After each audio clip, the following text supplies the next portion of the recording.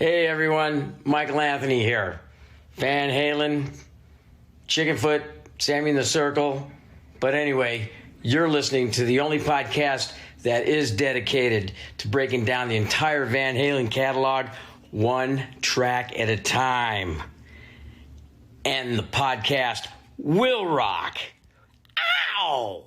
Hello, baby!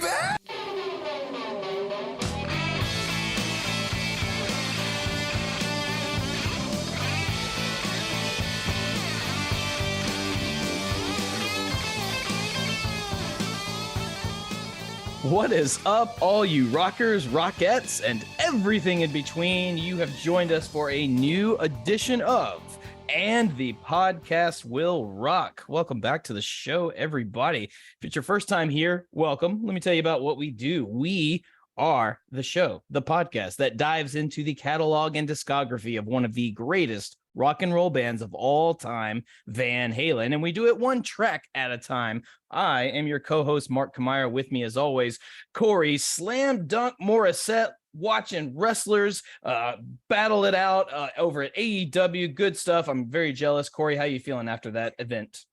That was a hell of a lot of fun. You know, I was a little worried because it's funny. Everybody on Twitter is like, Regina's not a wrestling town.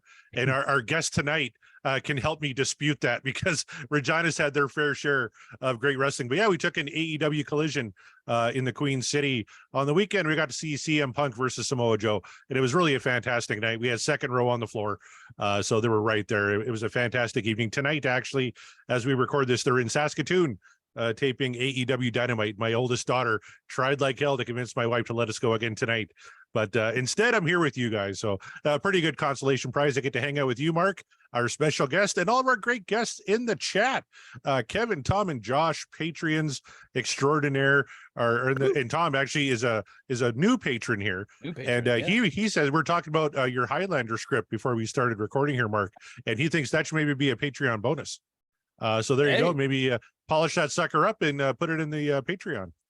Hey, you got it. It's a proposed trilogy. So if you really dig my ramblings, then hey, I've got more for you. So there's no limit to my bullshit that I can spout out. But you know who doesn't spout out bullshit is our guest today, because he's got things to say and he's going to get to the bottom of why Regina is or isn't the heart country that we all believe it to be. But you all remember our guest for the evening. He's been on it quite a few times, always got intriguing things to say, and I promise I'll get his name correct tonight. Heath McCoy returns to the podcast. How you doing, Heath? What's up? And whatever happened to Heath Murphy? Whatever happened to Heath Murphy, that son of a bitch? I don't know. One day we'll find out. That prick owes me money. Probably. How's it going, guys? Thanks for having me on. Oh, Good, thanks man. for Good time. He's just reached out of the blue and is like, why haven't you been on the fucking show in months and months? So yeah, it's like, what are you doing Wednesday? He's like, nothing, I'm there. And we even had to start a little bit late tonight. He's like, yeah, no problem. So I'm very glad Heath was able to accommodate my changing schedule today and come on the old show. Always an honor. So and he said he wants to spin Van Halen 3 more than anything. So bad. I'll get your comments on that later. But would you agree with what Corey said? Do you dispute Regina being such a big wrestling town? No, it's a huge wrestling town. Back at, I wrote the book on Stampede Wrestling, and that was primarily in Alberta and Saskatchewan territory. And Regina was one of the biggest towns on the loop. There was Calgary, Edmonton, and probably the third biggest one on the loop was Regina. A bigger wrestling town than my hometown of Saskatoon, for sure. The Dynamite Kid and Bret Hart had an epic ladder match there, not ever televised, which was what a travesty. But yeah, it's the stuff of legends, and that happened right there in Regina. It is the stuff of legends. Like as you say, it's untelevised, so I never once saw any bit of that match, but I have heard about it for years. So if that tells you anything. But speaking of wrestling, I know this is a digression, but let's just go ahead and do it. Not a lot of Van Halen music for wrestlers' themes, and you would think that that would be rectified, but I'm going to ask you, if you guys were a professional wrestler and you had to choose a Van Halen track to be your entrance theme music, which song would it be? That we're gonna let Heath go first on that one. is a great question. That is a great question. Running with the devil. I could see a good heel coming out. You're working it, working the crowd, come out. I just watched Rocky 3 where Thunder Lips comes out, Hulk Hogan, he's working the crowd, he's doing that whole thing. I could see that you coming out that way, or Ric Flair style to Running with the Devil. Yeah, I think that would be a good one. Good one there. How about you, Corey? You know what? I think I would take on a little more of an Adrian Adonis persona. So probably Dancing in the Streets, and I can come flittering out. No. And actually, Tom stole my answer. Humans Being, I was thinking to make a great entrance, right? Because you have that ding, ding, ding. You could have like something playing on the Titantron, right? And then the full thing kicks in, the pyro goes off, and I step out, and everybody gets disappointed, like, oh, it's him. That back in the day when Mark was just a wee lad, he still was stupid enough to do backyard wrestling, and one of the theme musics I used was indeed Humans Being, and I did it because I bring the storm, and by storm I mean I got hit a lot. I really got hit a lot by inanimate objects, and it hurt. But what are you gonna do? It's backyard wrestling. Don't do that, kids. It's bad for you. Don't do that, kids. Yeah. Yeah, so leave it to the professionals. Just please, just leave it to the professionals. So, there you go. I'm gonna guess Kevin Brown would walk into Love Walks In, and he'd wear a little alien head. I imagine that would be his character. So he would walk into Won't Back Down, and you know it. Yeah, that would be a good one too. And like Josh, Chris of course, Weidman would be Hot for Teacher. Yeah, just like Chris. Yeah. You know what? I saw Chris Weidman fight at UFC 194, and when that music hit, the place blew up. Yeah, it's the perfect walkout song for mixed martial arts. Yeah, it's, say what you will about it, but I mean, he certainly pulled it off, because that dude was a hell of a fighter. So I don't know. Yeah. I'm so out of the loop of UFC. I don't even know if he's still fighting, but in his heyday, he was awesome. Greg Zito in the chat, he wants to be the Atomic Punk. That'd be a good one. Nice. Ooh, very good one, man. Yeah, I was kind of hoping one of y'all would say it. So there you go. Right on, Zito. Oh, and Kevin Brown says, "You're damn right, Mark. I won't back down." Would have been Kevin Brown's walkout music. So. And if he has to choose Queen, then I don't know why you wouldn't pick Princess of the Universe. That shit's awesome. Damn right, or Killer Queen. That'd be a good one. Or Killer Queen. That one, I feel like that's like for the lady wrestlers, the Killer Queen, whatever. That seems like a good fit. But hey, if you want to use it, Kevin, have at it. So Christie's theme music would be Killer Queen. If I'm coming out to a Queen song, to a Queen song, it's Stone Cold Crazy. Nice. That's a good stuff. Kevin Brown says for his Van Halen entrance would be Pound Cake. His stage name would be The Driller, and his fishing move is called the Missing Chuck Key. The Driller. Bravo, Kevin. The Driller. Either that or his porn name. One of the. Yeah, exactly. Maybe we'll start a Patreon exclusive where we go more into rantings of wrestling theme songs based on the podcasts that we do. But you got a little snippet there. So hey, if you guys, you're listening out there, if you want more of that and have a longer discussion, we'll make a Patreon tier just for that. And please feel free to join it. Join our Patreon. We got good stuff for you. Before we move on for that, Corey, anything going on in the world of Van Halen news? Oh, there's always a ton of stuff going on in Van Halen news. Our good friend Eric Sanich posted his article on the Eddie Van Halen cameo that almost was in Bill and Ted Face the Music. That is now on the Van Halen news desk. There's a great article from Jazz Albrecht again, the fateful encounter that led to Edward Van Halen's first interview. That's a video. Everyone should go check that out. Steve I says it would have been foolish to compete with Edward Van Halen. Well, in today's no shit news, it's coming from Steve fucking Vi, who's pretty damn good too. And coming to Saskatoon, actually, I'm trying to get my way up to Saskatoon with Kevin Brown to go check out Steve his Vi. Word is pretty. You can trust his word on that. If he's the one telling you not to compete, no one should ever compete against him, then just take his word as gospel, I would say. Exactly. If you're a guitar player. Yeah. Sammy Hagar on Van Halen manager Ed Loeffler, quote, "He kept the band together." That's a little audio snippet from an interview with Sammy. And Wolfgang is going to be appearing on the Barbie movie soundtrack on a track called I'm Just Ken, written by Mark Ronson and sung by Ryan Gosling. So I was about to say, should be a lot of fun.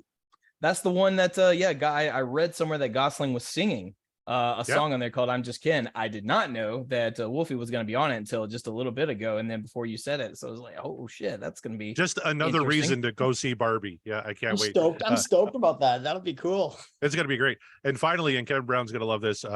The Starfleet project that Brad May's releasing, he did so with the blessing of Alex Van Halen. He just kind of checked with him, made sure he was cool with him releasing all that stuff with Eddie, and he said absolutely. So that big box set coming out very, very soon. I know Kevin Brown has his copy pre-ordered. Very soon. We'll get your copy, your pre-orders right now, or ask Corey to do it, and Corey will humbly ask Kevin Brown to save him more copies, and he'll be in debt to him for the rest of his life, or until the CMPU finally picks up and just destroys all other podcasts in its way. He's coming for you, that Corey Morissette. Won't be long. Won't be long now. So let's go into the rockin' poll. The poll for last week's show / go into the Twitter. We did the song "Get Up," and I was curious as to how this one was going to vote, and I'm still a little. I'm not shocked or puzzled. I'm just sort of going like, oh, okay, that's an interesting number, because we had 77.5%. What the Dreams Are Made Of, 22.5 Dream Is Over. So it was like obviously an astounding yay overall, but not as high as maybe it could have been. Then again, as Corey brings up the stats right now, this doesn't track very high in percentages as far as the yays. So does this result surprise you in any way, Corey? This is kind of where I thought it would kind of slot in. Definitely not as good as 5150 or Why Can't This Be Love. In Under Dreams, I thought a little bit higher than Love Walks In. It's kind of where I slotted this one. You know, the big rock fans are going to go for Get Up, right? Where the guys who hate the ballads and like the Dave stuff, they're going to downvote stuff like Love Walks In. Every time. And we haven't done Summer Nights yet. That's when I think that could maybe eclipse it on the poll if we ever spin it here. But Good Enough is going to be interesting too to see where that slots in. But slots in, not sluts. Jesus, what a day I'm having. Yes, but there it is. Heath, I don't know if you voted on Get Up. If you did, which would you care to say which way you voted, or if you didn't vote and you want to vote now, which way would you vote? No, absolutely. I voted. For me, it's The Dream Is Over. And I know, Mark, you're waving, and he's one of the Hagar haters. I'm not. I love 5150. Almost the two songs that don't work for me on that album are Get Up and Good Enough. I think the ones that are kind of, in the hard rock, kind of more Dave vein. I don't know. There's something about Get Up that just never.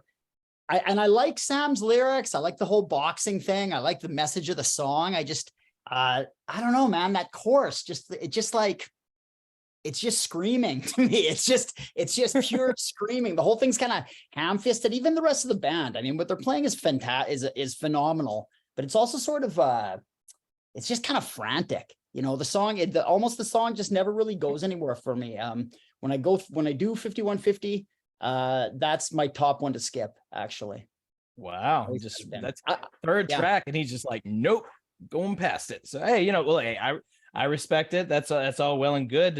Even if I go like,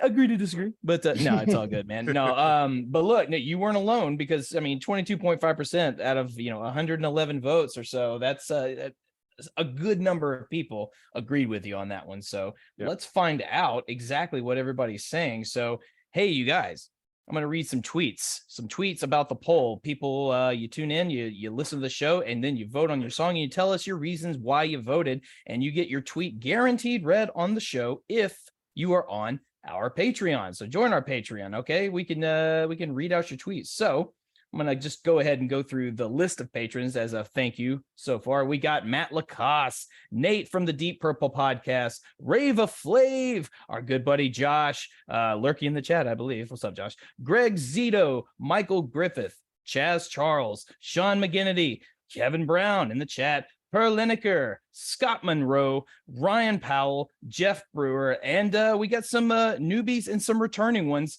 by Ben Andriozzi, Tom Armbruster, our good buddy Tom, Scott Everett, frequent contributor to the tweets, and last but not least, Wabo and Cabo himself, Don. So thank you all so much for being on our Patreon, keeping us going. Let's have a look to see what you're all saying. starting it up from, at least where I'm reading, from the Sean Geek and Fast Fret podcast. That's Sean McGinnity. He says, for the longest time, my favorite track on 5150 was Get Up. Love Tude in this song. Love Tude in this, I guess Love Attitude, Love Tude in this song. Yeah. Sammy's vocals and lyrics are some of his best. Something about Eddie's tone hits right with me, and Alex proves why he's a motherfucker. So well said. I would not disagree with that statement. Heath might, but that's what Sean's saying. Not the idea of Alex being a motherfucker. Alex is a motherfucker. Oh, yeah, of course. Yes, we have to. That's a good clarification. Yeah, don't dispute that. So good job. Mike Griffith says, my intro to 5150 started as a kid in a Toys R Us parking lot where I stumbled upon a brand new cassette of 5150 left on the ground unattended. What? The rock gods were with me that day as I picked it up, took it home, and played that thing so much my mom knew the words to Get Up. So like, I'm assuming mom was not originally a Van Halen fan, but knew Get Up because you played it so much. So that's an amazing story. First of all, just the nostalgia of the Toys R Us for one thing, and then second of all, it was just there in the parking lot. That's incredible.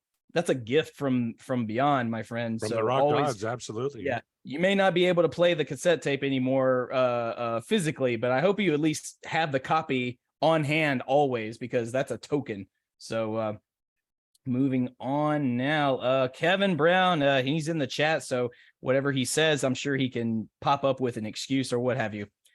Kevin Brown says, DLR fanboys, quote, Van Hagar is just synths and crappy ballads. Ed, quote, hold my fucking beer. He says, absolutely fantastic. One of the heaviest Van Halen tunes of any era, sitting between WTCDBL. I'm sorry, which track is that one? Well, anyway, sitting between that and Dreams on 5150 just makes it punch all the harder. Absolutely what dreams are made of. So sorry, I blanked on this be love. Thank you. Why can't this be love? Yeah, sorry, blanked on the acronym. We use a lot of acronyms on the show, and I can't keep up with all of them. So thank you, Kevin. Yes, and yeah, that's that. Again, no disagreement there. It is. I guess. Would you agree that's one of their heavier tunes? It certainly felt like it's one of their heavier songs. I think it is. I think it's one of the heaviest, fastest tunes they've ever done. Certainly of the Sammy era, 100%. Yeah, this feels like. If Dave sang it, it would go on like Women and Children or Fair Warning. Yeah, it reminds me of Loss of Control almost, that crazy bit of Loss of Control. Loss of Control. Yeah, good call there. Our aforementioned earlier Don Wabo in Cabo himself says, no question it's what dreams are made of. Like Kelsey said, there is so much good music with Sammy, and this is a prime example. Absolute banger. I grew up with David at the helm, but didn't mind one bit when Sammy took over. I love it all. Parentheses, except the Gary era. And I'll just throw in an apologies to Gary, because we got to have at least one in the show. So there you go. He's speaking my language there. Didn't mind when Sammy took over the helm because it was still good shit coming our way in terms of Van Halen products. So yes, I echo that sentiment. So thank you very much, Don.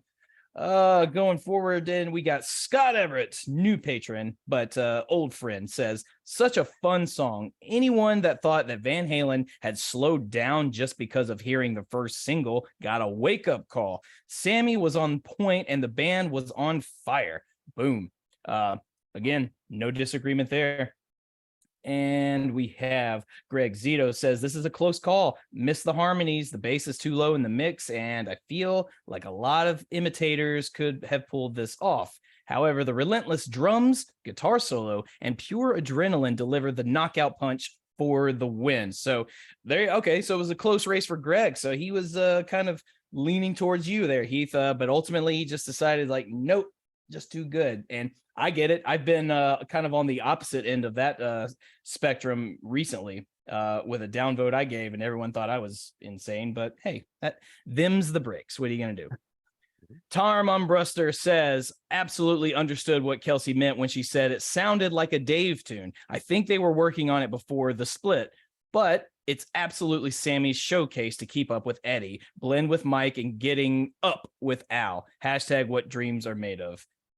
There you I mean, yeah, you kind of like what you guys said. This sounds like it could have been on Fair Warning or Women and Children First. So yeah, there you go, adding merit to that perception. And actually, I got a little insight from one Eric Senich on that. He please. sent an email after he listened to the show. He said, I listened to the rest of the episode. Great comments on Get Up.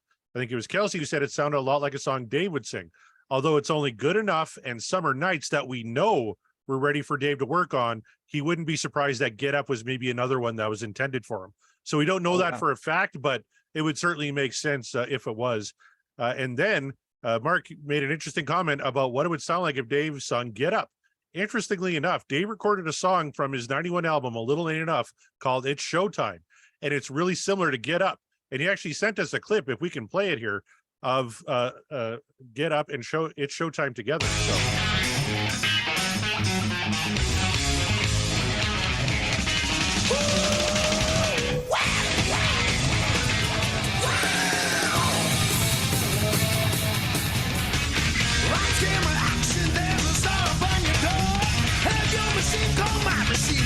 On the cutting floor.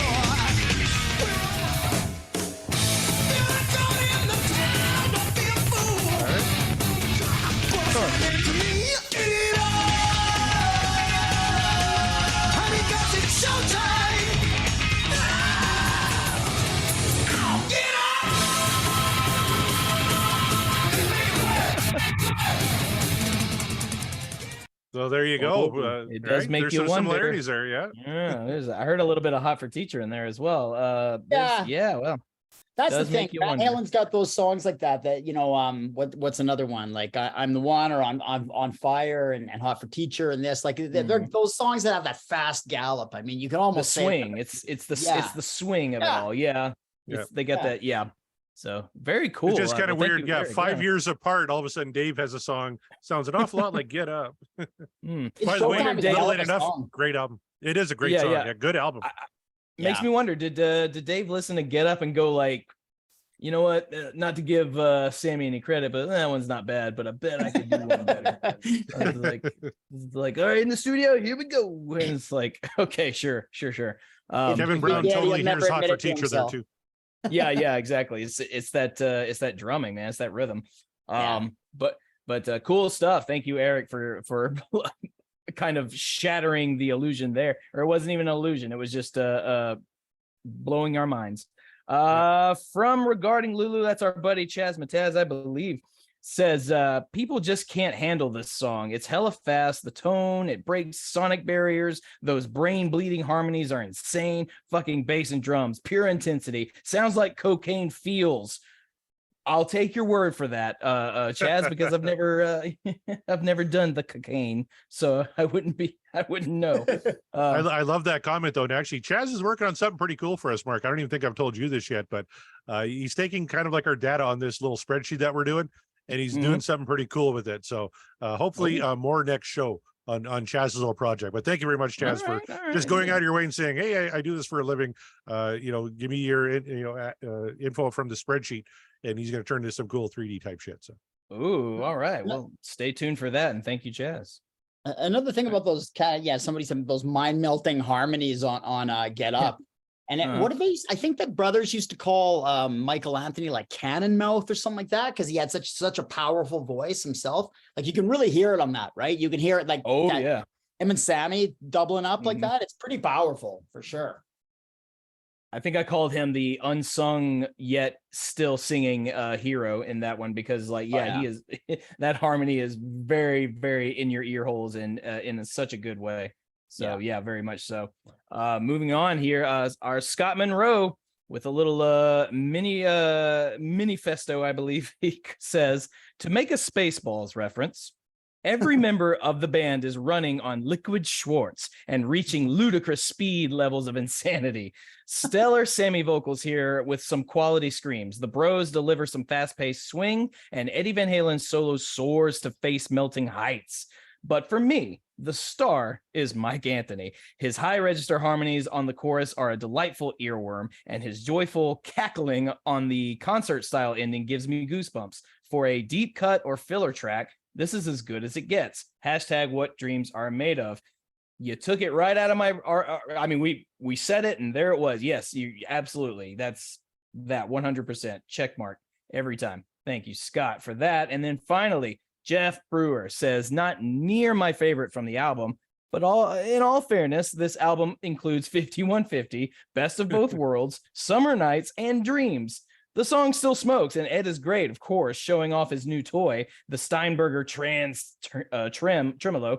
I love the little pre-solo interlude. So that is a completely valid statement, and I would kind of agree with you on that. It's like, I don't think Get Up is my favorite on 5150 because you just listed out some of the songs that would absolutely go above that ranking. So yeah, but still a banger, at least in our eyes. Not Heath McCoy's, but he's got his reasons why, and we respect him for it. So there you go. There's some tweets letting us know how the voting went. Again, you guys, if you want your tweet read on the show, join our Patreon. We've got a tier for you. I guarantee it. And if we don't, let us know. We'll find one for you. So now we do what we came here to do, except we do the other thing we came here to do. And that is, say it with me, manifestation. Yay. Good job. What, pray tell, Corey, if you have it brought up, and if you don't, that's cool. I'll stall. But if you have the Discord, we have a Discord if you join our Patreon, you guys, and in it, we have a whole folder full of manifestations. What are the Discordians saying that they want to manifest for the show? Well, Scott Manifesto Monroe, I got the same idea as him, so I'm just going to hop on his comment. I was thinking about wrestling theme songs, and I thought, geez, House of Pain would probably be a good one, right? And it's also the last track on 1984 we talked about. When we finish off an album, we're going to do a live show with all of our patrons, and we're going to rank the tracks on that album. So if we spin House of Pain here tonight for Scott and myself, we'll finish off 1984. So that's one. Our good friend Mr. Brewer wants to hear Summer Nights, perfect follow-up to Get Up. That'd be a good one too. Blah blah blah. Kevin Brown still manifesting Spanked, unironically even, he says. So Greg Zito wants to hear a little Black and Blue. So that'd be a great one. One of my favorites off OU812. And just on the previous comment there about the Twitter and all that, Kevin Brown agreed with you, Mark, that he thinks the Dave song, It's Showtime, sounds closer to Hot for Teacher, which you could definitely hear that as well. And Tom says he could see Dave's song on A Different Kind of Truth, and I could see that too. It kind of fits the mood of A Different Kind of Truth. And not so, and like Dave's albums are so eclectic. Like we go from It's Showtime, that big banger of a track, to a song like Sensible Shoes, which is just this little like blues riff, like a kind of a twangy thing. It's really kind of cool. So maybe it fits a little more on A Different Kind of Truth than it did on A Little Ain't Enough. But Scott and I manifesting House of Pain, Greg Zito, Black and Blue, Kevin Brown, Spanked, Heath McCoy. What would you like to hear tonight? I'm guessing it's not Van Halen 3, even though that's what I said at the top of the show. I've been going back and forth. Can I do a Sammy and a Dave? Sure, why not? It feels like it's summer, so I'm thinking, I'm with everybody else. I think half the world for a Sammy song wants Summer Nights, and I would love Summer Nights. I love that song. But so a summer theme, Dave, how about Beautiful Girls? Or have we done that? Has that come up? We've done that one, yep. Oh, you Yeah, have? I've done that one, yeah. Boo. Okay. Not that one. Okay, then the other one I was going to say, it's not that. This takes me off my summer theme then, but Big Bad Bill. I love Big Bad Bill. There you go. There you go. Yep, that's still on there. That's a good one. Good stuff. And me, I am going, I really want to do another 5150 song, but I'm not going to do it. Instead, I'm going to manifest once again from the Fuck album, because we just don't get enough of it yet. It might be our last album that we cover as far as the wheel goes, but Top of the World, man. I'm in the mood. I'm in the mood for some Top of the World. That's what I want. And, very close last week to hitting it. It was very, very close. So, hey, fingers crossed. And then a proxy vote, Amsterdam, from someone who shall not be named. But if we land it, we'll name that name. She needs to class up the joint a little. I wouldn't mind Amsterdam tonight. So this is very true. So it would be good to get that in there. So a lot of Sammy, a lot of manifesting Sammy on this end. So All right, cool. If Heath is ready, if Sammy backstage is ready, if you're ready, Corey, you want to give the old wheel some priming? Oh, absolutely. Yeah, let's prime this thing. Heath, pick a number between 1 and 5. 1 and 5, 5. All right, let's go. 1, 2, 3, 4, 5 shuffles of the wheel and hit it. Here we go round,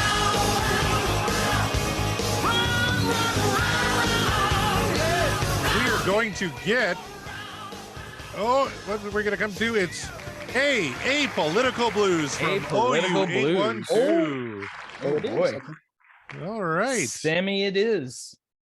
I was very close to as is. It was very close. Yeah. Which And, is, and look what I else was almost there on the manifested other that one. side. Summer Nights was right there as Nice well. was- Oh! right there. Oh, man. Top of the World was right down there, only like 4 Dance the away. Night Away is right Amsterdam, there. yeah. Yeah. Black and Blue was on that Surprisingly, side. I would have anticipated we'd gotten Dance the Night Away like a long time ago, but that one just keeps eluding us for whatever reason. But nevertheless, here we go. Apolitical Blues. I don't know, and please correct me if you guys are in the chat out there, or if you're listening to the show when it comes out. Please let us know. I don't know that this one has been heavily requested or manifested. I'm not sure. This is not. There are many titles that I can look at and go like, oh yeah, people are wanting that one. Yeah, that one. Apolitical Blues is. I'm not sure if that is one that's been highly requested. Corey, could you? Do you happen to know? Is that one people are looking forward to? I don't think so. Maybe Eric Senich one night said he wanted to hear it, but this one is kind of because it wasn't on the vinyl edition of OU812. This was on the CD version only. So it was kind of like an afterthought song. Sammy Hagar played guitar on it, and it was a cover from a band I can't recall right Little offhand. Feet. It's from Little Feet, isn't it? Little Feet, yes, yeah. thank you. Yeah, it is. Old Yeah, George Little and Feet, Little yeah. Feet. Yeah. Yep, that's the one. Who I think Templeman produced. I know Templeman was out by this part of the era, but I think Templeman produced Little Feet. He did, At yeah. least And some of Don their big Landee, albums. Yeah. I think Don Landee worked on that album too, that this song Yeah. came from. So that's why, Yeah. hey, CDs can hold more than a record. We need like a 10th track. So let's just bang this out real quick. I haven't heard this song that much in my life because I owned OU812 back in the day, but I had it on cassette and this was not on the cassette. This was not That's on right. the cassette. So I've heard this song a couple times, but really not that often. I have to confess, I am not 100% sure I have heard Apolitical Blues. I mean, I have seen the track around, maybe in one of my days of, I didn't own OU812. I never owned a physical copy of it. So a lot of that went by the wayside, but maybe in one of my days of just sort of letting the iTunes or Spotify shuffle just take me away to Van Halen land. Maybe I heard it during that point, but I can't pick it out. So this is it's gonna be pretty fresh, I think, going into this, at least for me. So I don't know what we're in for. Interested for this one. This is cool. Yeah. If I suddenly remember in the middle of it, then that could go. The voting could go either way. But I'm curious. This is according to our good buddy CJ Chivers from the Van Halen Encyclopedia. This is one of only 2 Van Halen tracks featuring guitar work from Sammy Hagar, and Ed played slide guitar on the song using a 1959 black Airline guitar purchased at the NAMM show in 1985. So, well, then got that to look forward to. he goes deep in the Van Halen Encyclopedia. I tell you, he even tells you where Eddie bought the guitar. Jeez, I don't even like.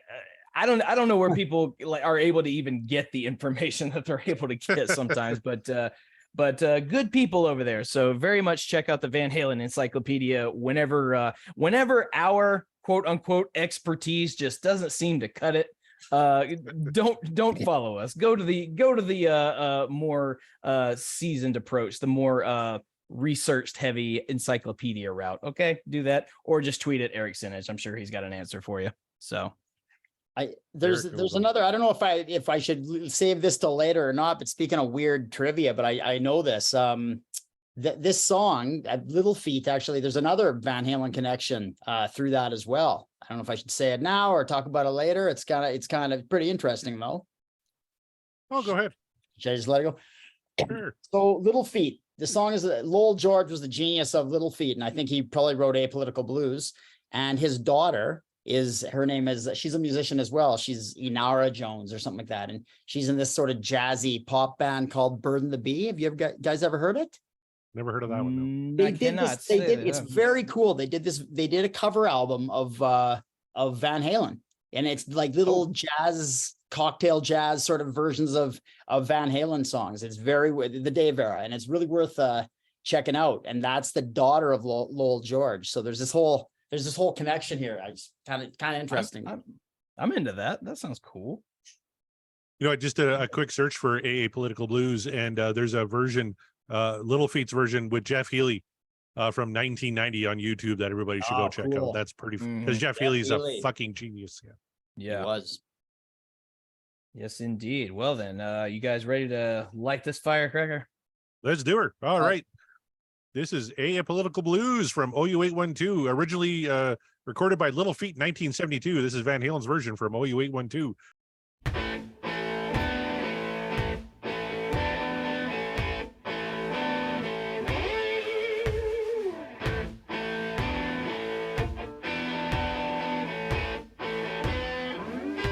Well, my telephone is ringing. It told me it was jamming now.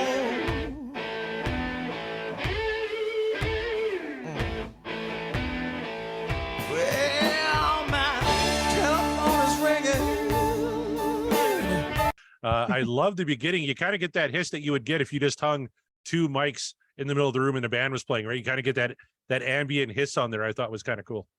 They sound like they're playing in the middle of the room at Ground Zero. And if you don't know what Ground Zero is, I'm not talking about the Ground Zero in New York City. I'm talking about this little blues bar / club in Clarksdale, Mississippi called Ground Zero, owned by Morgan Freeman, actually. But cool. If you don't know where Clarksdale, Mississippi is, I get it. I get it, but it's the home of the blues, and this bar is not far from the actual crossroads of Robert Johnson fame. So, but yeah, that's exactly what came to my brain as I was listening to that intro. Is like, wow, it literally sounds like they're just in that space and they just set up a mic and like, all right, go, we'll record. Like, all right.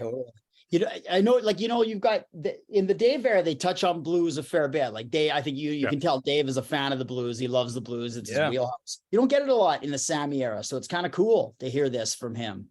That's kind of what I was gonna bring to the panel here, was that as far as I know, and apologies, I know I'm a fan, but I don't know every aspect of Sammy's life. Not a big blues guy. I mean, I'm sure it had some influence in his, like, at least guitar playing upbringing. Maybe there's always like a little bit, but as far as I knew, not a big blues guy. So this is kind of outside of his wheelhouse. Am I correct in that assumption that Sammy's never been like a blues sort of guy?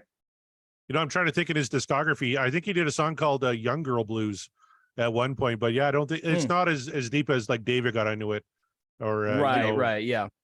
He comes by it secondhand, right? Because he was a Zeppelin guy and he loved all that. Those guys are come right from the blues, right? But he definitely that makes sense. Secondhand, you know, for sure. Whereas Dave, I think I could see probably sat down with blues albums and got into them. Yeah, very much 100%. His wheelhouse of the blues. Yeah, that was another thing I was thinking too. I was like, oh wow, this song almost feels like it was catered to Dave with its bluesiness, but hey. Kevin Brown said the same thing. Kind of sounds like the type of track David Lee Roth would cover. 100%. Yeah. Do you think that's Eddie playing guitar at the beginning there? Because I almost thought, no, I bet that sounds maybe it's Sammy playing at the beginning. Well, Sammy is playing on this track, but I think the slide was Eddie. Oh, it is, eh? Okay. Yeah. I don't even know if Sammy ever played much slide guitar in his career. Supposedly not. I think we've talked about this before, like not a lot, but on occasion, yes. And then you and I joke that in the studio, he probably just picked up like an empty beer bottle that was just lying there and was like, all right, sure, I'll do slide. Here you go, like this, and just did it. And it was like, yeah, just like that. Thanks, Eddie. He kind of taught himself how to play slide. Yeah. Yeah. Jeez. But that would have been a good question though, because I hadn't thought about if maybe Sammy was doing that, but yeah, I get the question for it. All right, let's keep going here. Oh, it was jamming now.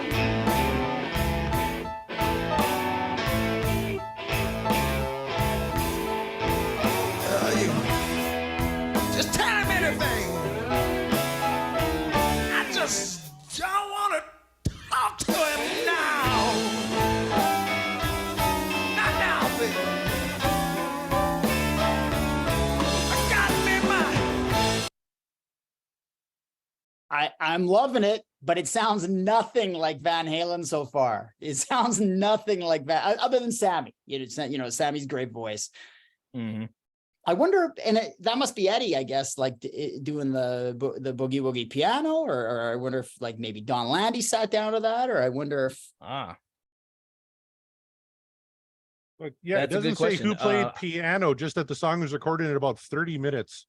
And Don Landy just hung two microphones in the middle of the room and they just blasted through it. So yeah, Eddie's definitely playing guitar. So somebody else is playing piano. and yeah, it was a lie. They didn't multi-track it or anything like that. Wow. Well, yeah, I was gonna say, like, was it a one take? Well, they had 30 minutes. So I guess so. So probably a I was couple thinking, takes.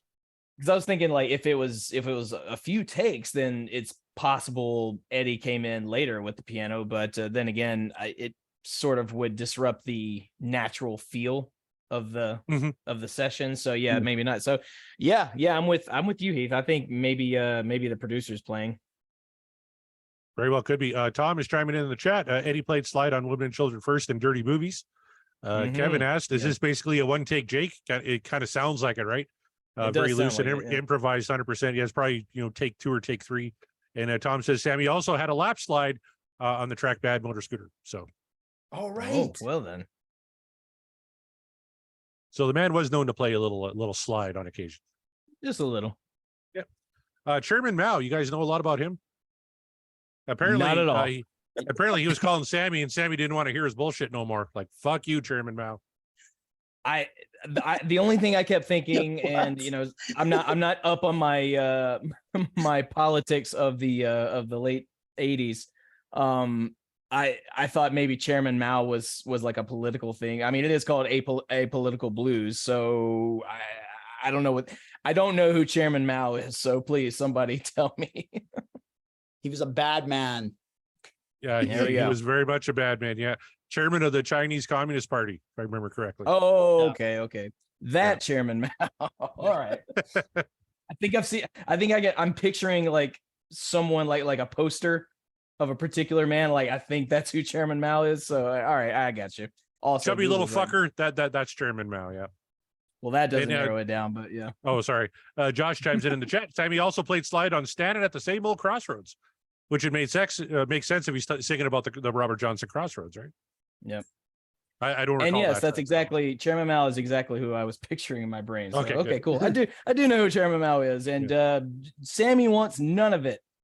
Yep. Telephone is ringing. They told him it was Chairman Mao, and he said, "I just don't want to talk to him now." So fuck that guy.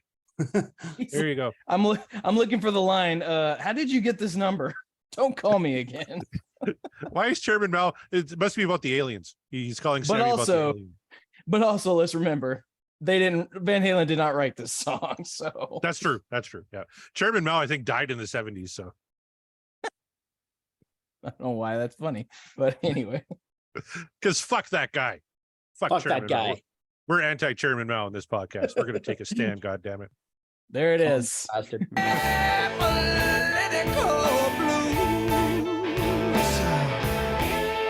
Listen, man, his blood's around.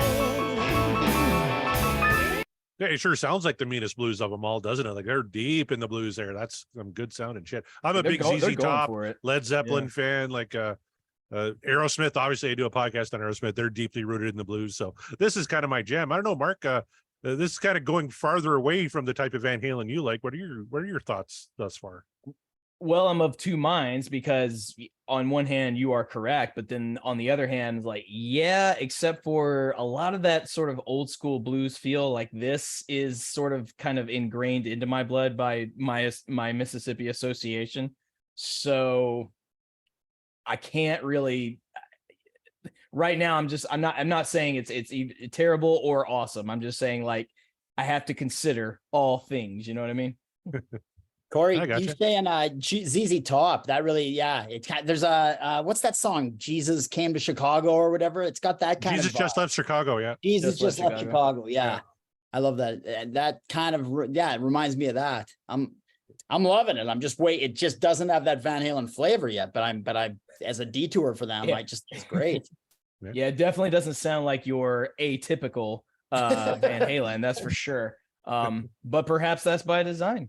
They're good about doing that sometimes, and sometimes they really miss the mark when they do it. How many say anyway?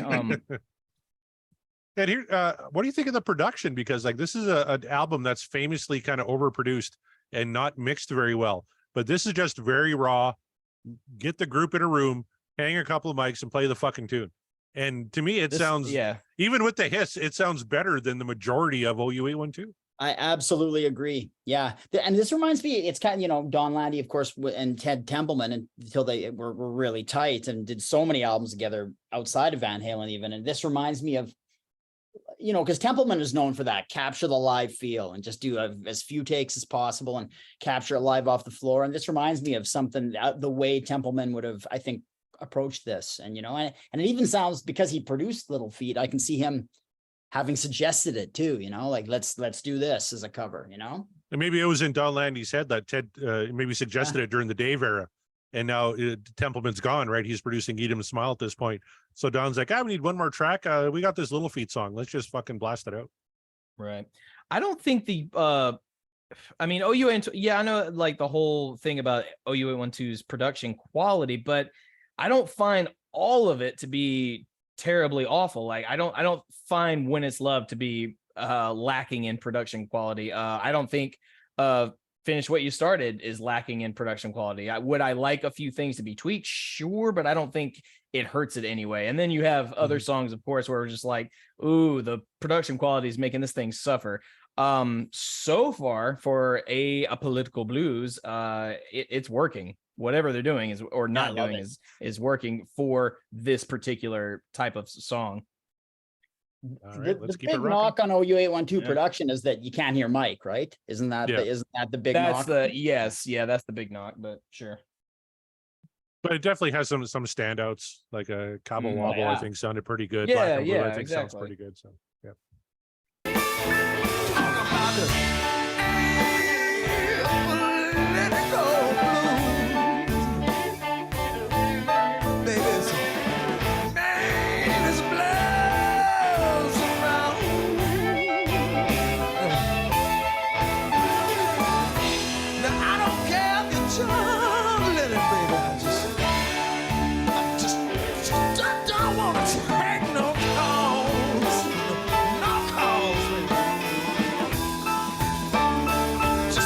Hey, Mark, who sings the blues better, David Lee Roth or Sammy Hagar?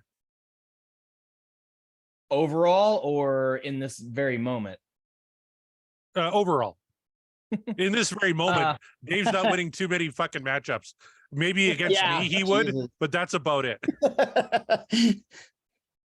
Overall, I think Dave is still very much the blues guy, and Sammy is very much the high form rock and roller. Not to say Dave is not a rock and roller. I'm just saying, like, you asked me who's better at singing blues. Overall is probably Dave. I'm just trying to look up who played piano on this track. I'm intrigued. I think the consensus might be that it was Don Landy. But that's my vote. Yeah. Oh, what you got? I'm still reading. I'll still keep digging while the track is playing. But so far, folks on Reddit seem to think it was Don Landy. Yeah, I'm willing to. I think that's who it was, just because you can still hear Eddie doing a lot. And sorry. I found it here. Eddie overdubbed the piano part. So nothing else on the track was overdubbed except Eddie's piano. So there we have it. Then. I wondered if it was Eddie, but it doesn't sound. Yeah, but it doesn't sound like Eddie, right? It sounds like, because Eddie's got a very distinct keyboard style. I love his keyboard style, but this is like your old school blues bar boogie woogie type piano. It's really cool to hear him do that. Eddie has a little more personality maybe in his piano playing, and this is straight ahead blues. But like you said, it's very cool that he's doing that here. Awesome, man. All right, let's keep going. That's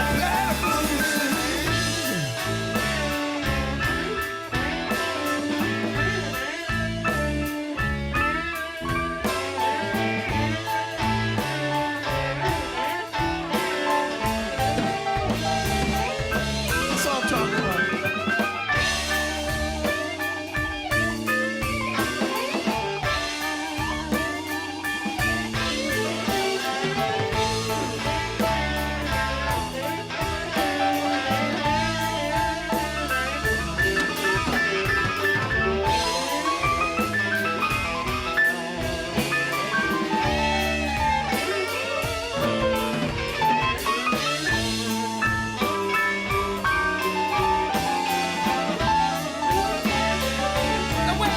We almost had dueling solos there. We had like Sammy on the left side and Eddie on the right side.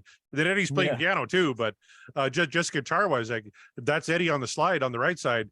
But Sammy, he's not playing like straight rhythm on the left side either. He's doing his own solo. That was kind of neat. Yeah, it was cool. I kept waiting for Eddie to break out and do some real Eddie-isms, and he doesn't really. I mean, it sounds great, but he's not, there's no point where he's doing, he goes into any tapping or anything like that, unless I, something I missed. But Eddie's really good, and we talk about this all the time. He's really good at when he's doing a solo to playing the solo that fits the song. Yeah. And like very rarely will he just go like out of control. Like I don't know what the hell that was, because like whatever the original structure of the song is, you just blew that away. Yeah. For better or for worse, however you want to look at it. I don't know that he felt like he needed to do any of what you would normally expect from him in terms of guitar playing, soloing for this particular track. Maybe, and I could be just making assumptions. I probably am, but I don't think he felt like it needed it, and maybe that's why he doesn't. Yeah, no, I agree. In the chat, Kevin Brown said, "As you know, I'm a big Sammy guy, but he simply doesn't have a blues voice, not even close." He doesn't, and I'll admit I don't that, agree with. I would say it's maybe closer. I think close is a fair assessment, but he definitely not your typical blues voice. Absolutely. Yeah. I mean, I don't think he's sucking here, though. I mean, no, I think that's what I mean. Yeah. No, he's showing up pretty good. Yeah. And then Josh in the chat says, after a little late enough, Dave offered Robin Ford and his band to do a blues record with him, but it didn't materialize, and that would have been pretty fucking cool. Oh wow, yeah, it would have. Damn. And then he goes on to say that Robin Ford's Talk to Your Daughter is a fantastic album. So if you're not familiar with Mr. Ford, maybe check that one out. Get learned. All right. We got 1:07 left in this one. Let's check it out. Let's do it.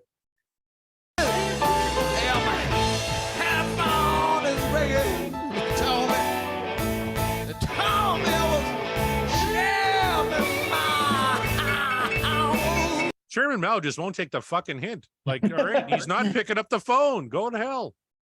This Little Feat was they really had something to say about Chairman Mao and the Communist Party, evidently, because that's the star of the song, evidently. Tom in the chat says he's not a huge fan of this one, but it's sounding good, good to him tonight. So there you go. Maybe we'll get an upvote from Tom on this one. That'd be all right. All right. Here we go. Let's finish this one off.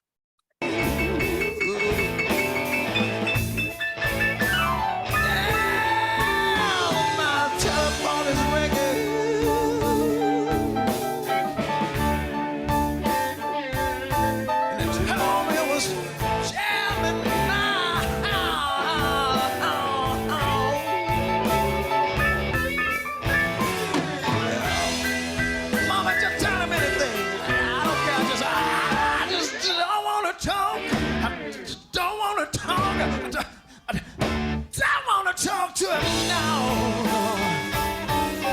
No calls. Yeah, I know what you mean. That part. Yeah, that's it's forced. Sammy's. It's not his wheelhouse. Blues is not his wheelhouse. That whole last bit was kind of. It didn't sound natural. It sounded forced. Yeah. I could not agree more. Like the whole song, I'm thinking, no, he's doing all right. It's not great. He's not Billy Gibbons, but he's doing all right. And then that section played. I'm like, fuck, Sammy. Yeah. No. Oh God. Yeah, no. Definitely this particular structure of like blues song is not. This is not him. This is not for him. So yeah, I'll agree with you on that one. Yeah, Kevin Brown nailed it on the head once again. He should do the show now.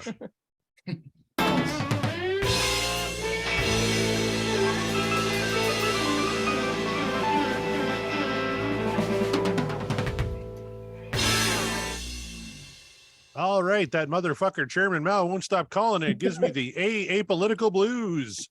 Yeah, Gentlemen, just that was hang a up. song from OUA. Yeah, just unplug your phone at some point. Fucking hang up, yeah. Fucker ain't taking the hint. Yep. And then So I another one don't off of remember Haley. this. If we're looking at our lyric site here, I don't remember this line from the song, but I don't care if you're John Wayne. I just don't want to take no calls. So he really does not want to answer the phone. Because like if John Wayne No. called, I'd be like, fucking right. Tell me a story about Stagecoach. But no. I'd probably hang up on John Wayne, but that's just me. I'm an agent of chaos. Political? And like, Is that whatever. That's political? true. Yeah, it's yeah, it might be a little political, but yeah, whatever. But there you have it. Another one down from OU812. A bluesy riff. If you were looking for some classic Van Halen, this was not the show for it, because I would not call this a classic Van Halen. Yeah, like we don't make the rules. We just simply spin the wheel and the wheel gifts it to us. But though it might not have sounded like a traditional Van Halen tune, it was Van Halen covering a tune, putting their own spin on it, doing what they do best. And they do covers pretty damn well. But now comes the question, though. Was it good enough to get an upvote? It's time to ask the panel, and we're going to start with our humble guest, Heath McCoy. You're back on the show after a long hiatus, what have you, call it what you will.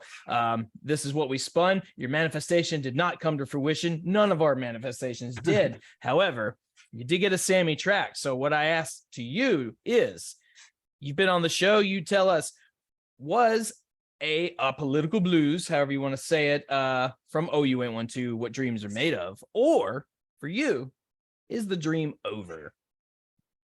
The whole time I was thinking this is, even though it's a detour, I was thinking, no, Dreams Are Made Of. This is a cool tune. Then right at the end there, Sammy kind of blows it for me. That almost makes me go the other way, but I still enjoyed it. I'm going to say, yeah, it's Dreams Are Made Of. Slam. Dreams Are Made Of.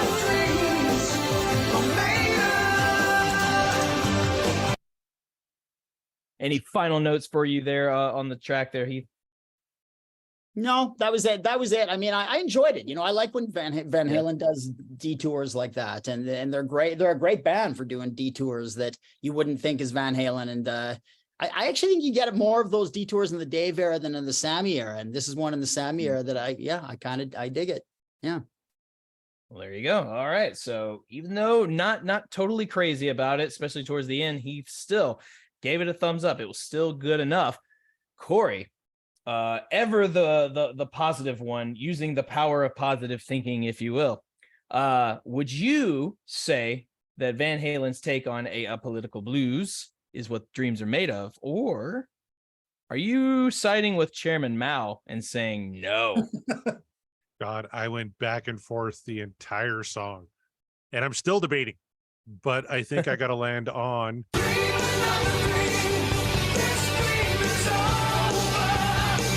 And I am right with Heath. Like I was the exact same way. Oh, this has got to be What Dreams Are Made Of. And then, oh God, but then this and then this.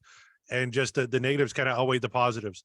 Like he's barely over the line for What Dreams Are Made Of. I'm barely over the line for This Dream Is Over. I like a good blues track, but fuck, Sammy is not good on this.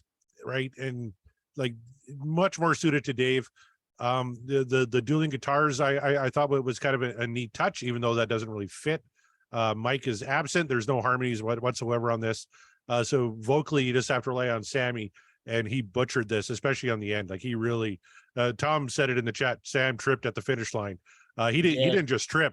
He stumbled. He fell into a pothole that like it was bad. His pants fell down and he shit himself all at the same time on that final section. And so that's why this kind of leans into The Dream Is Over for me, but it's very, very close. Mark and Meyer, we're kind of split here tonight so far. 1-1. You are the tiebreaker, my friend. Well, it's a theme. Apparently, we're all kind of confused right up to the wire of like, where are we voting? Where are we voting? So, that being said,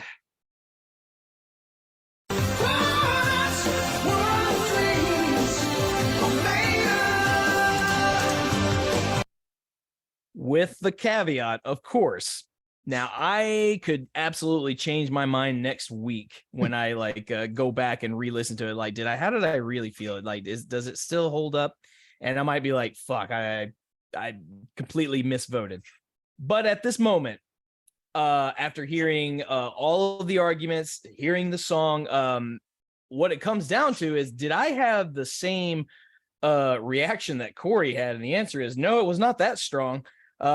I don't think Sammy dropped his pants and shit the bed at the same time. Like, I don't think that. I think he is still he's still doing a good enough job for what the song is, for how his voice is compared to say if you put Dave in this song. He's still doing the job relatively well. Does he stumble at the end? Well, yeah, that whole thing's a stumble, but I mean, what are you gonna do?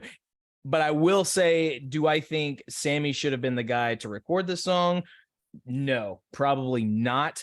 Does he still sound really good throughout? He sounds good enough. And I can't take away all the other good stuff happening in the song. And I would be lying to you if I said part of my old nostalgia of slight Mississippi upbringing. My parents are from there. Didn't play a little bit of a hand into this, because it did. Again, as you asked me earlier, I said I'm of two minds. Like, I can't forget about this whole other spectrum of music that I really enjoy, that had an influence in my younger days, especially my younger guitar playing days.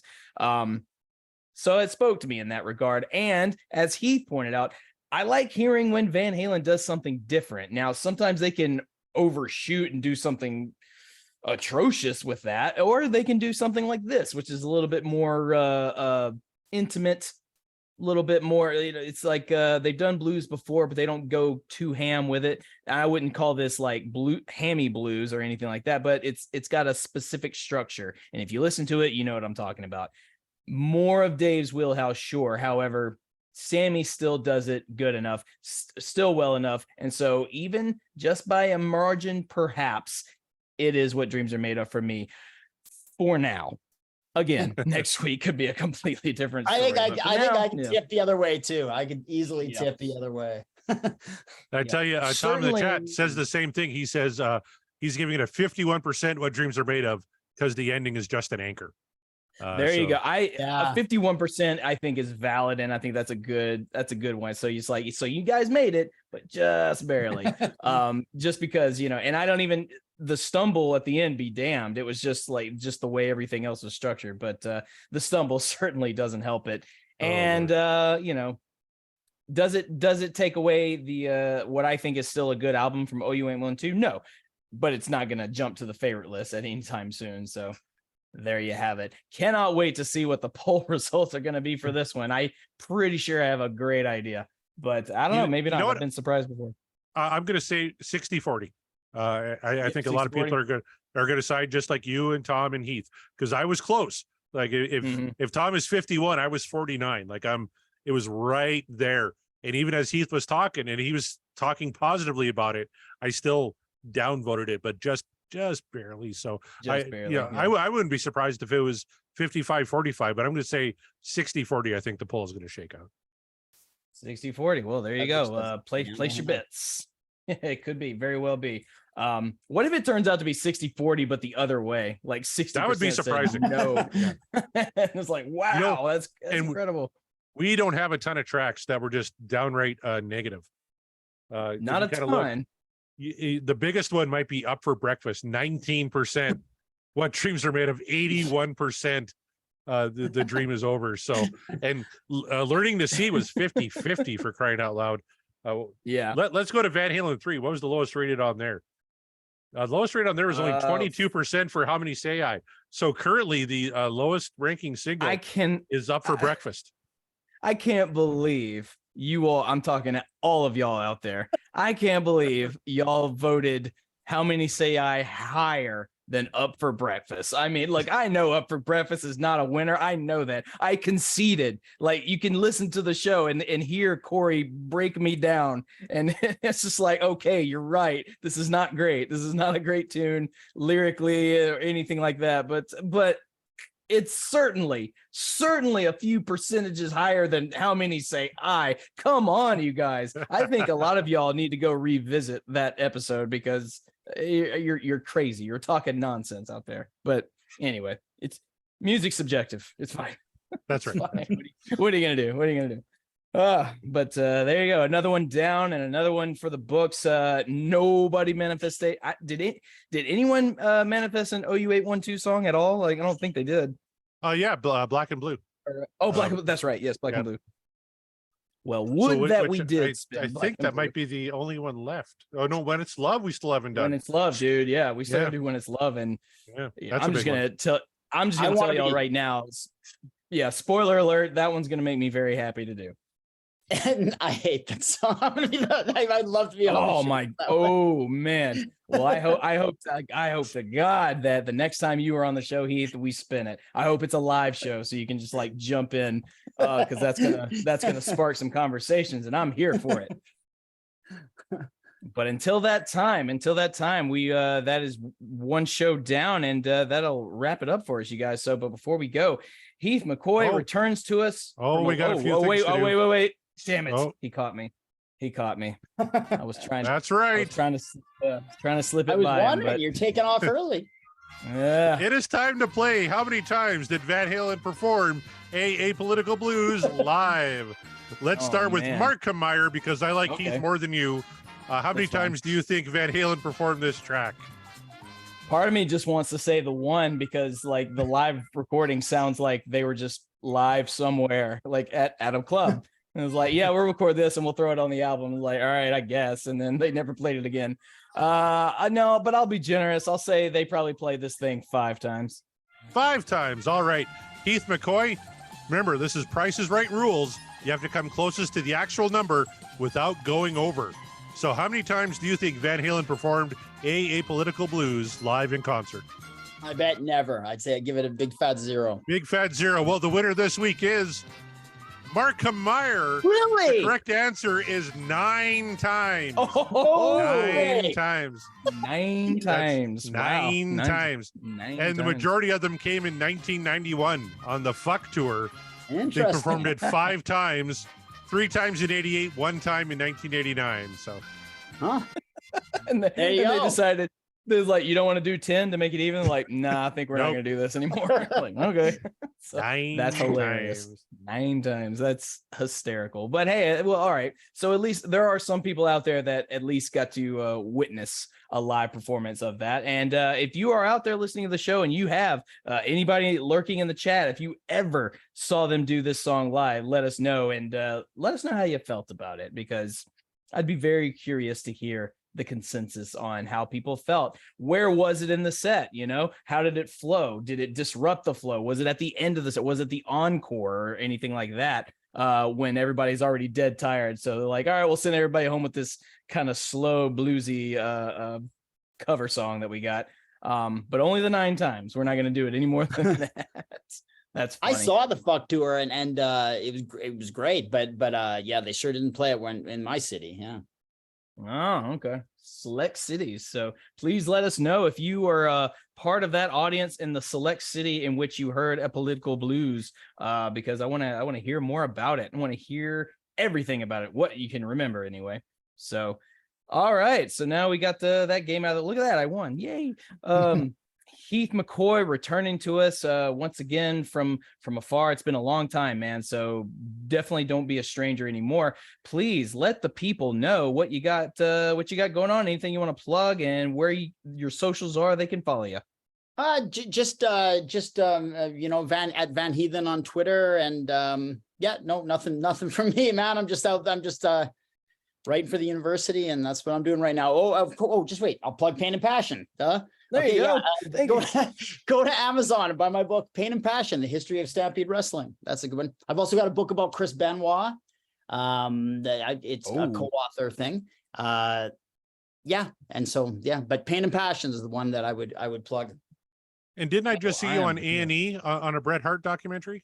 Yeah, that was older, actually. That was about a year and a half ago that came out, and even longer ago that we did the shoot for that. But yeah, I got my my 2 minutes in that or whatever of fame. But yeah, I saw one clip and I'm like, I know that dude. That's Yeah. Yeah. I haven't seen that clip yet. I haven't seen the A&E special on Bret Hart anyway. I've seen a bunch of Bret Hart like specials, but I haven't seen that one. So I will be eagerly watching that and looking for your clips, man. That's gonna be cool. Cool stuff. And I look forward to Stampede Wrestling Part 2. I'm sure there's lots more to type and lots more to write about. Who knows? Yeah. But yeah, you guys get over there, support our boy. And if you like wrestling, if you like Van Halen, he's got the best of both worlds, if you will. Good stuff. Corey, please let the people know where they can find all of your universe connected podcasts. Oh, my Lord. Well, let's see. We have this show and the Podcast Will Rock. You can find us at www.podcastwillrock.com. You can get your merch there, catch up on old episodes. We have the Patreon, of course, patreon.com/podcastwillrock. Become a member today. If you're a $10 patron and up, you get to lurk in the episode and comment on the feed. I know Jeff Brewer was just asking why he didn't get the link. And it's, well, my friend, it's because you have to subscribe to a certain tier, even though we do like to open it up on occasion to everybody, which we do at least once a month. I know we did it last week for everybody. But if there's not a tier for you, please let us know and we'll create it. You want Mark to come to your house, mow your lawn and sing you a tune? He's more than happy to do that. That's on patreon.com/podcastwillrock. Of course, all of our socials are at Podcast Will Rock.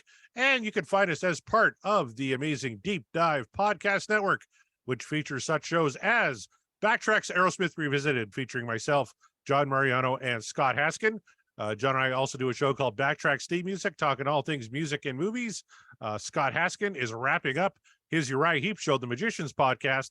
So you go catch up. He just eclipsed 100,000 downloads, which is a huge accomplishment. So huge congratulations from all of us and the Podcast to Rock on that one. We're over halfway there ourselves, Mark. I think we're approaching 58,000 last time I checked. So won't be long. Hopefully we can get up to the lofty heights of one Scott Haskin.